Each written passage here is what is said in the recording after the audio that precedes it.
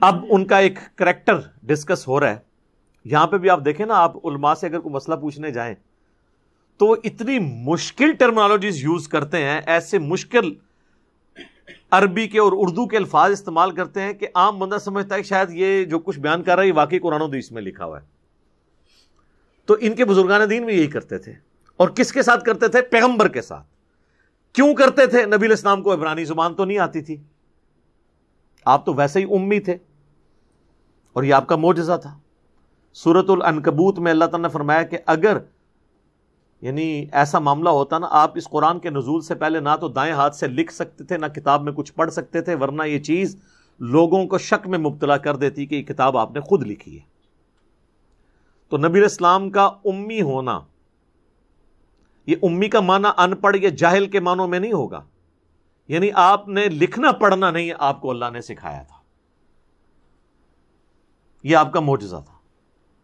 کریمنگ تھی, چیزیں یاد تھیں, قرآن پورا اللہ نے حفظ کروا دیا. آپ جب وہی لکھواتے تھے اس کی کاؤنٹر ویریفیکیشن اس طرح ہوتی تھی کہ جو لکھوائی ہوتی تھی نا, آپ کہتے تھے پڑھو کیا لکھا ہے, پھر آپ اس کی تصحیح کروا دیتے تھے اپنی اسی کریمنگ کی وجہ سے جو اللہ نے آپ کے دل میں قرآن کو جمع کر دیا تھا. تو اب یہ روب ڈالنے کے لیے ہبرو زبان کے اندر, عبرانی کے اندر ان کے پاس جو تورات موجود تھی, نبی علیہ السلام کو کبھی کبھار بلا لیتے تھے نا فیصلہ کرنے کے لیے, چونکہ آپ مدینے کے حاکم تو بن چکے ہوئے تھے, تو آپ سے فیصلہ کروایا کرتے تھے. اور کوشش ان کی ہوتی تھی کہ کوئی مرضی کا فیصلہ لے لیں, یعنی جب اشرافیہ میں سے کسی کے اوپر کوئی مسئلہ ہو تو نبی علیہ السلام سے کوئی فیوریبل چیز ڈیمانڈ کریں. ابو داؤد میں کتاب الحدود چیپٹر میں ایک پوری ڈیٹیل حدیث ملتی ہے کہ نبی علیہ السلام کو یہودیوں نے اپنے مدرسے میں بلایا. الفاظ ہے مدرسہ, مدرسے اس ٹائم بھی تھے, مدرسے کے الفاظ ہیں. اور نبی علیہ السلام کو انہوں نے کہا ہم نے آپ سے ایک زنا کے کیس کا فیصلہ کروانا ہے. اب وہ چونکہ ایک اونچے خاندان سے تعلق رکھنے والے لوگ تھے جن کے اوپر زنا کا مسئلہ تھا, اب ان کو یہ پتا تھا کہ ہماری کتابوں میں تو اس کی سزا جو ہے وہ رجم ہے. نبی علیہ السلام کو بلایا گیا تو ایک بڑی گدی آپ کو دی گئی, آپ علیہ السلام اس گدی پہ بیٹھ گئے اور آپ نے فرمایا تورات لے کے آؤ. اور آپ اپنے ساتھ ایک اپنے ایسے صحابی کو لے گئے تھے جو تورات پڑھنا جانتا تھا, یعنی عبرانی زبان جانتا تھا. جب وہ تورات لے کے آئے تو نبی علیہ السلام نے اپنے پیٹھ کے نیچے سے گدی نکال کے سامنے رکھی, تورات اس کے اوپر رکھی اور فرمایا میں ایمان لایا اس کتاب پر اور اس کتاب کے نازل کرنے والے پر. حالانکہ وہ کتاب ٹیمپرڈ تھی, لیکن آپ نے اس کا احترام کیا, اور آپ نے اس کتاب میں سے اپنے صحابی کو کہا کہ ڈھونڈو کیا سزا لکھی ہوئی ہے. وہ جب پہلے تو وہ یہودی نے پڑھنا شروع کیا, اور اس نے جہاں پہ وہ اس کی سزا لکھی تھی اس نے اس پہ ہاتھ رکھ کے اس کو سکپ کر دیا.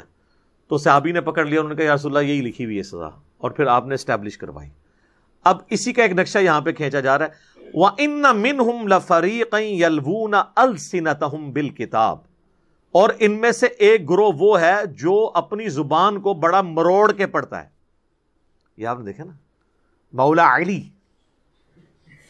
اب یہ سیدھا بھی کہا جا سکتا ہے. تو ایسے سے موٹے موٹے الفاظ بھی بولیں گے عجیب و غریب قسم کے کہ آپ جناب وہ پریشان ہو جائیں گے کہ پتہ نہیں کہاں سے پڑھ رہے ہیں. یہ کچھ یہی کرتے تھے ان کے بزرگ بھی. یلوون السنتہم بالکتاب, وہ اپنی زبان مروڑتے ہیں کتاب کو پڑھتے ہوئے. لتحسبوہ من الکتاب, تاکہ تم یہ سمجھو کہ یہ کتاب میں سے پڑھ رہے ہیں. وما ہوا من الکتاب, جبکہ وہ کتاب میں لکھا ہی نہیں ہوتا. یعنی وہی جو ہم کہتے ہیں کہ مسلم شریف سے مولانا شریف کو باہر نکالیں, تو وہ بھی اپنی تورات کے اندر مولانا شریف گھس جاتے تھے. پڑھ رہے اس میں سے ہیں, جیسے وہ پرانے زمانے میں لوگ, اس وقت تو موبائل نہیں ہوتے تھے نا, تو سلیبس کی کتابوں میں لوگ رکھ کے نا ٹارزن کی کہانیاں پڑھا کرتے تھے. ہمارے علماء بھی بعض اوقات بخاری مسلم سجائی ہوتی ہے, بخاری کھول کے بھی پڑھ رہے ہوتے ہیں تو وہ اس میں نہیں لکھا ہوتا. ڈاکٹر طاہر القادری صاحب انڈیا میں احمد آباد ایک جگہ ہے, 1,00,000 کے قریب مجمع تھا جس سے وہ خطاب کر رہے تھے, اس کی ویڈیو بھی یوٹیوب پہ رکھی ہے.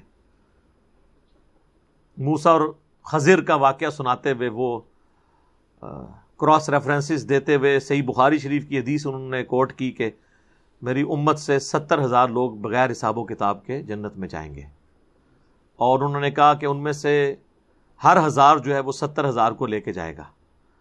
پھر آگے انہوں نے کہانی جوڑ دی، انہوں نے کہا آگے آگے پیر ہوں گے، پیچھے پیچھے مرید ہوں گے، اور پھر کہتے ہیں میں بخاری شریف پڑھ رہا ہوں. اب لوگ تو یقین کریں گے کہ بخاری شریف ہے، جبکہ بخاری شریف نہیں ہوتی. اچھا، کئی عربی اشعار پڑھ رہے ہوتے ہیں تقریروں میں، وہ چونکہ عربی میں ہوتے ہیں تو عام آدمی سمجھتا ہے قرآن پڑھ رہے ہیں. قرآن پڑھتے پڑھتے کو کول کسی کا پڑھ دیتے ہیں تو لوگ سمجھتے ہیں قرآن پڑھ رہے ہیں.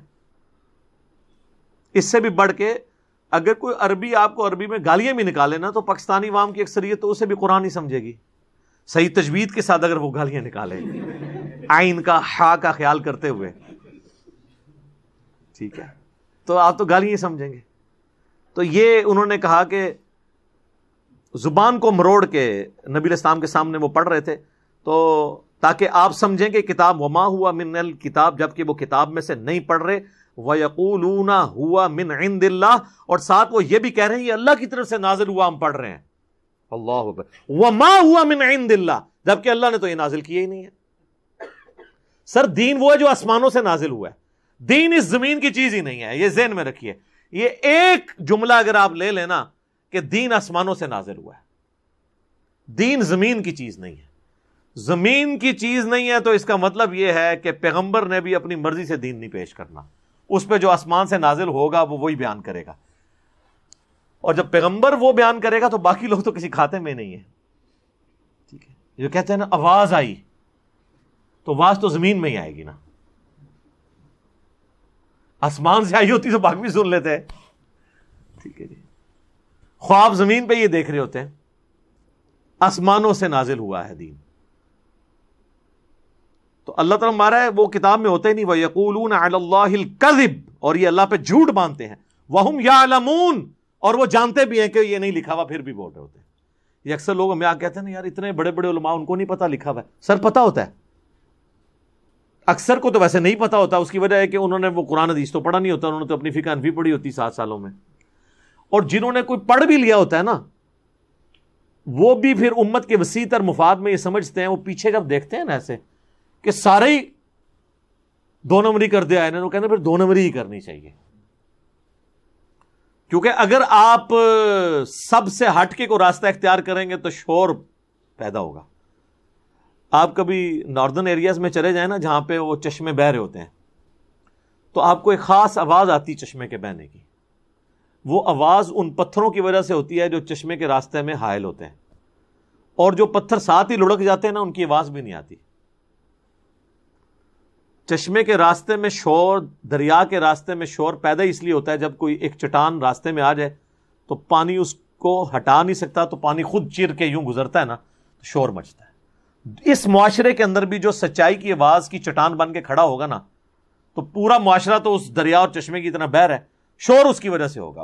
اور الٹا کہیں گے جناب دیکھو اتنا مصیبت پہ گئی ہے، اور اتنا شور مچائیں گے تاکہ عام بندوں کے لیے معاملہ مبہم ہو جائے.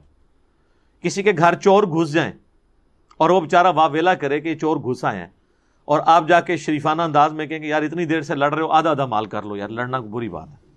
یہ آپ کا ایٹیچیوڈ ہونا چاہیے، یا اس چور کے خلاف آپ مالک مکان کا ساتھ دیں. تو ہماری اوورآل اکثریت یہی کر رہی ہے کہ وہ سچائی کے ساتھ کھڑے ہونے کے لیے تیار نہیں ہوتے، کیونکہ یہ مشکل کام ہے. حسین تو ہر کوئی نہیں بنتا نا جی.